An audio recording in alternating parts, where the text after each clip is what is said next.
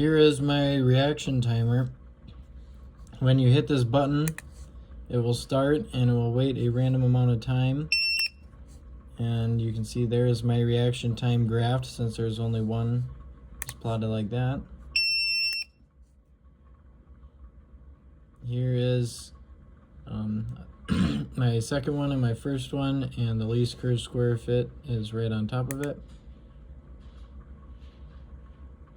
It's waiting a random amount of time. Hit it again. Those are my 3 points in the least curved square fit.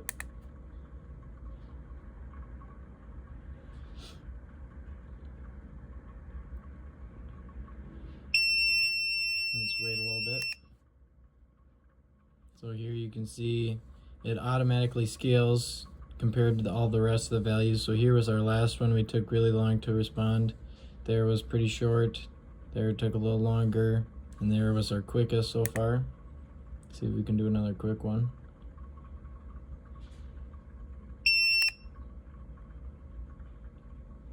See, so now this was our newest value is always on the left and our oldest value is always on the right.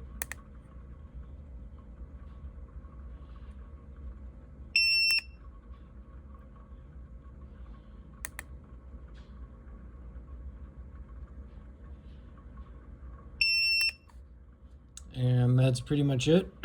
It can hold 7 values, and once you go past 7, it'll just start replacing the old values.